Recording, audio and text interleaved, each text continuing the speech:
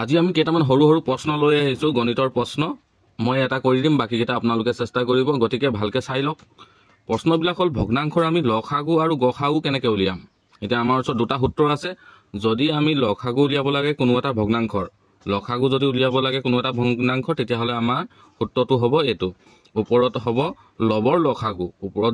যিকেইটা সংখ্যা থাকে সেইকেইটাক কয় লবৰ সেই লবৰ কেইটাৰ লসাগুটো উলিয়াব লাগিব তলত হৰৰ গসাগু উলিয়াব লাগিব গতিকে আমাক প্ৰশ্নটো কি আছে আমাৰ ভগ্নাংশৰ লসাগু আৰু গসাগু কি কয় লসাগু আৰু গসাগু উলিওৱা 12 ভাগৰ 5 আছে 22 ভাগৰ 3 আছে এতিয়া আমি সূত্ৰ মতে পাতি লম এতিয়া কি কৈছে লবৰ লসাগু মানে আমাক কি লাগিব এলসিএম লাগিব কাৰ লাগিব 5 আৰু 3 আমাক লসাগুটো উলিয়াব লাগিব এইচচিএফ কাৰ লাগিব 12 আৰু 22 আমি জানো যে 5 আৰু 3 মৌলিক সংখ্যা ইয়াৰ কোনো মানে নিজে আৰু একৰ বাহিৰে উৎপাদক নাই গতিকে ইয়াক আমি লসাগু উলিয়াব নোৱাৰো মানে কি এটা পূৰণ কৰি দিলে ইয়াৰ লসাগু ওলাই যাব 15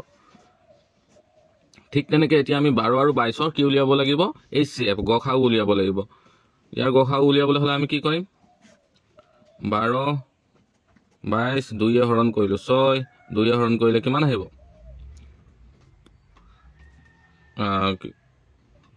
2 11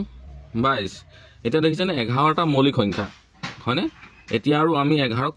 ভাঙিবগে নোৱাৰো গতিকে ইয়াৰ কি হ'ব তেতিয়া হলে 2টাকে হৰণ যোৱা আটাইতকৈ সৰু সংখ্যাটো কি সাধাৰণ সংখ্যাটো 2 গতিকে ইয়াৰ তলত কি আহিব তেতিয়া হলে 2 আহিব আমি উত্তৰটো কি পালো 2 ভাগৰ 15 গতিকে এটো তেনেকৈ উলিয়াব লাগিব তাৰ পিছত আপোনাৰ আছে এবাৰ উলিয়াব লাগে আমি গসাগু এতিয়া আমি কি উলিয়াইছিলো লসাগু গসাগু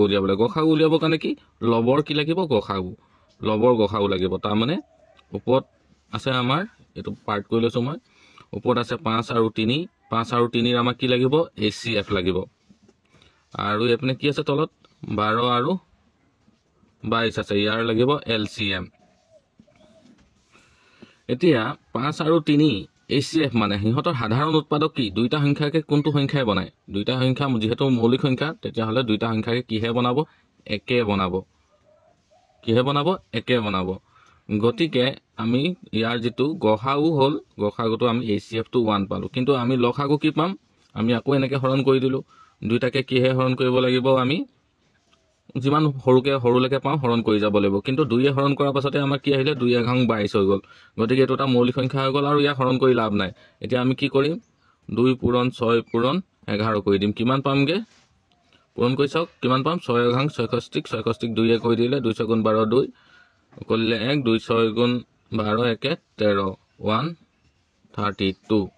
এইটোৱে হ'ব শুদ্ধ উত্তৰ গতিকে আপোনালোকে বাকি প্ৰশ্ন কিটাও দি দিছো এটো চাই লওক প্ৰথম প্ৰশ্ন আৰু এটো হৈ গল আপোনাৰ দ্বিতীয় প্ৰশ্ন এই দুটা আপোনালোকে নিজে সলভ কৰি পিনে কমেন্টত উত্তৰটো লিখি দিব আৰু যদি নোৱাৰে